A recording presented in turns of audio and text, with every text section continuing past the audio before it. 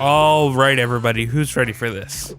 Who is ready for the absolute last thing to do in the game? I am. Let's go beat the sorceress, shall we? This is our final boss fight of the game. Well, at least the main game. Let's fight the sorceress, shall we? Now, the sorceress fight is, well, apparently a little bit easy from what I recall. I recall this as a kid taking absolutely forever, but I think also just my run of the bosses during the Let's Play has proven to me that I guess I just was trash at game back then. Not that I'm doing particularly well here, mind you, but just the fact that I was so afraid of this. I didn't actually want to record this before I recorded it. I was like, I'm going to be there forever. I need a long window of time that I can do this because I don't know how many takes it's going to make me. Like, I'm just going to be there for for ages. For absolute ages. But, well, it didn't wind up to be the case. Anyway, let's talk about the actual fight instead of just talking around it, shall we? So, this fight is actually, what you want to do is you need to blast her with the cannons, as is pretty obvious. Your weapons are floating above and are shot down by Agent 9. The cannons all kind of disperse themselves around like the edge. You can aim the cannon as well. They're not homing missiles. You actually have to hit her with them. And these are actually probably the most difficult things to hit with. There, you can see it's only been 2 minutes and I finally got my first hit. Also, she will hit the power-ups, they will disintegrate, and you can walk through them. And I think for the most part, you can continue shooting even if you've got a hit down. For the most part, you can keep shooting. But by that point, she's going to have tracked you down and you might want to run away. Because she will run for a very short while when you first get on a power-up. But it won't last very long. Anyway, the cannons are actually gone for the moment because now, well, he will shoot down sheep for us occasionally, which is good if you're bad like me. And it's really the one thing that actually kept saving me throughout this is just the sheer amount of sheep I got. So I think at some point we even managed to get enough sheep to go back to full or nearly full health. Yeah, look. We're already at like nearly full, and we did actually end up getting one, except for we didn't go back to full this time because I took a hit trying to get it. But anyway, we get our second vehicle. This one is vaguely similar. We get a tank that moves a little bit, but unlike the other one, the other tank, or the other cannon, you can't control it up and down. It doesn't work that way. You're stuck with what you got. So, just get on one of these and just fire away. Eventually she will blast you with a flame, so keep alert and jump off. You can probably do this even faster than I did. But as you can tell, it's not actually a difficult thing if I've managed to stay alive on my first attempt, mind you, for this long. Yeah, I did just go up there and try to just wail it in her face just to see what would happen, and she didn't quite like that very much. Understandably so, I guess. I mean, I wouldn't like it too if anybody just drove a big gun into my face and kept shooting it. Even if I was a magical, all-powerful being. Which I'm not. Unfortunately. At least as far as you know. But if you'll notice, we do get a little bit of a transition period I think it's about every 3 hits with one of the power-ups is that we get to unlock another one. And with the last bullet, or next to last bullet perhaps, we managed to get the sorceress there. And I think, did we get our transition now to the last form? As you will notice as the time goes on, she starts firing more and more of the big orbs that electrify everything. Except for that time she only fired a few of them. We get our last power up here for now. The little space city ships. These do fly. They're a little bit difficult to control, not awful. But I recommend, because they get a little bit out of control after you get the first hit, because the camera just focuses itself on her. It's usually pretty difficult to keep control over them after you got one hit, so I usually just wind up jumping off. Or in that case, have her disintegrate them. Because why not? Oh, and we got full health back because we actually killed so many sheep that we actually got an extra life in this level because we just killed legitimately so many of the sheep. But as you can tell by her profile picture looking very sad, and thus surprisingly still having nearly full health, we're doing pretty good. Doing pretty good, because she seems kind of sad. And that or I was about to drive it off the edge. I was going to try to go back and do another one, but it was just not in the cards based on how I was controlling her. To be more precise, how I was not controlling the spaceship.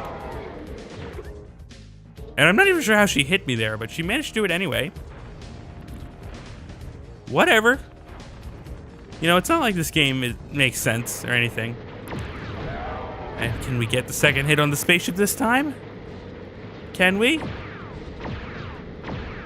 Oh, she really should have killed us there. For whatever reason, she didn't. But try and try we do, and yes, we have gotten her. It literally only took me one try. I've been bad about spoiling that, and I didn't want to say it, but yes, it did only take me one try. This is George. He can fly already. Unlike us. I guess. Let's get out of the sorceress's lair, but as you can tell by the fact that we're getting yeah,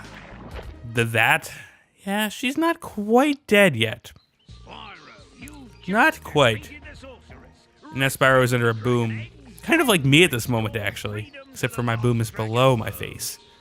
And it's not that type of microphone. But anyway, I'm getting out of control with the sound stuff here. Let's at least half pay attention to the cutscene. It's called Deja Vu, obviously, because it's a bit of a reference to the ending of the first couple of games, especially the first one itself.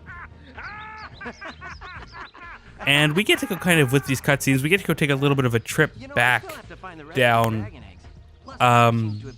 memory. I want to say memory lane, but that's not entirely true. These are all forward-thinking cutscenes with information for us about like our animal buddies, I guess, which is why Bentley is indeed interviewing us. Because what else would he have to do when he's done? Maybe. But yeah, so we're gonna go backtrack a little bit, and then just because they can, we get to figure out the plot point of why the professor is actually here, because it's not explained until the ending of the game. And also, I was thinking, when I was thinking about the epilogue, I thought to myself that this was actually part of the epilogue. So, really, what's in the epilogue? I honestly have no idea. So I think it'll be about as big of a surprise to me as it might be to you.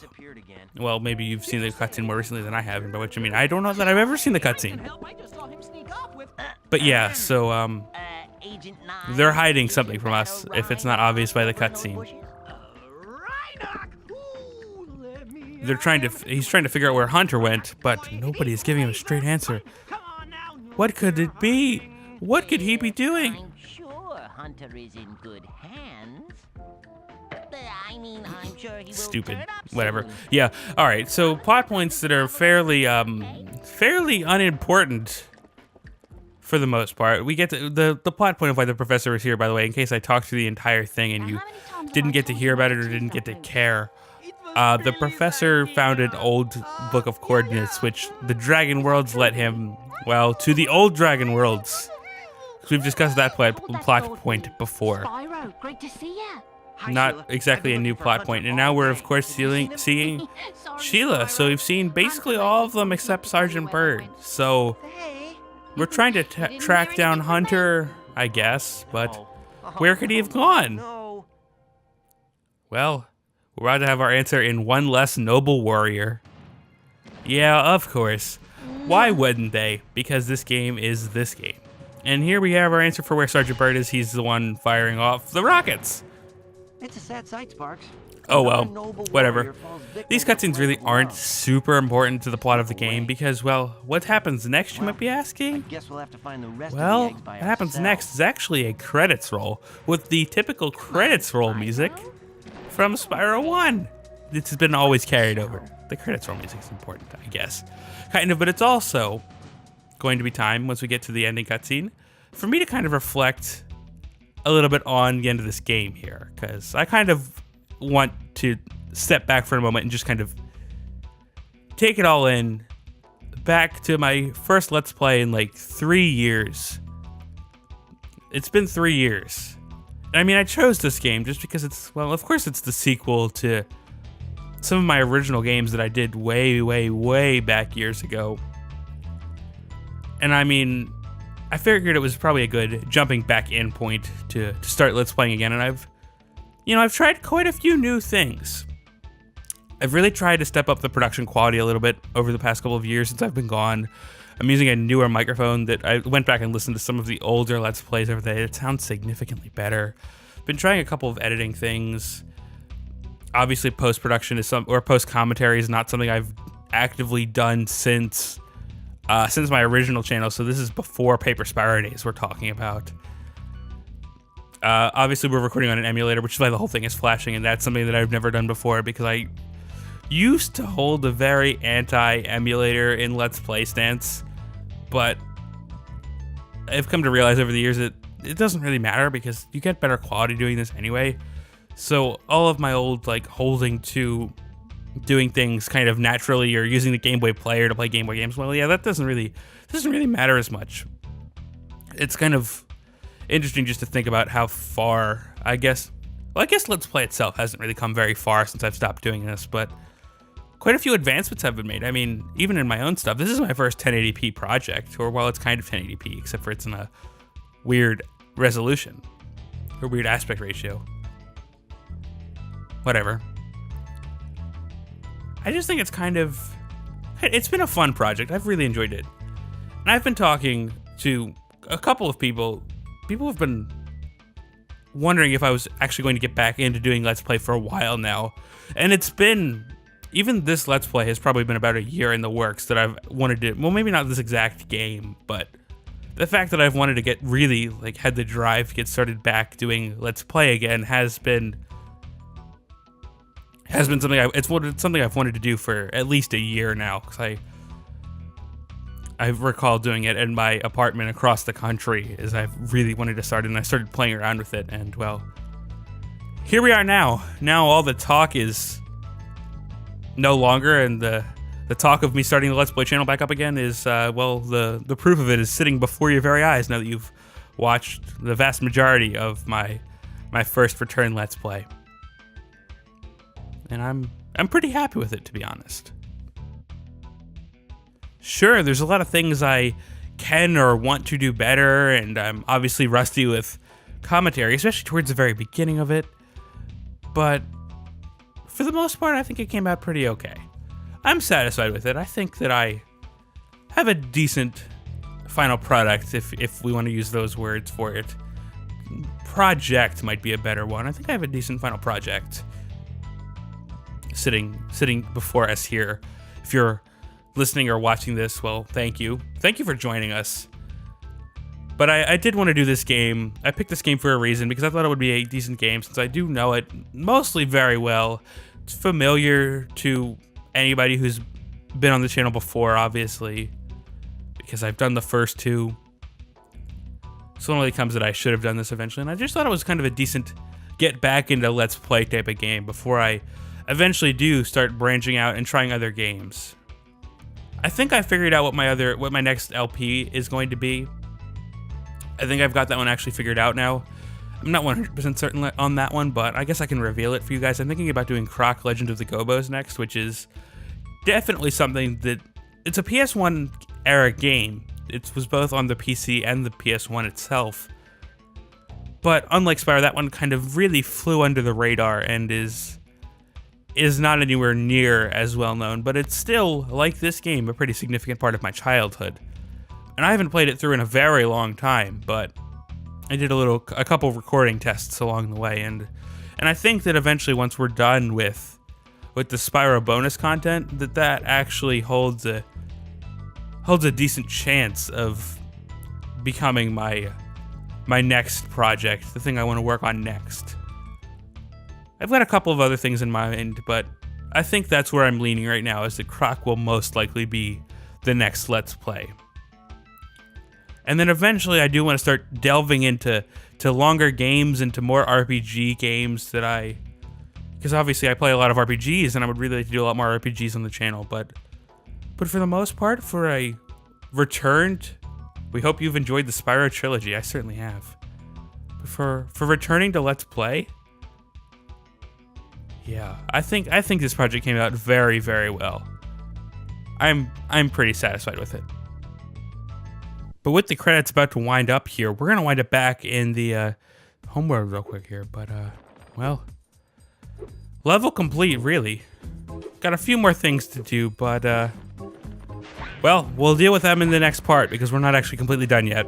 Sorry, but it's not really the finale. Oops. Oh well.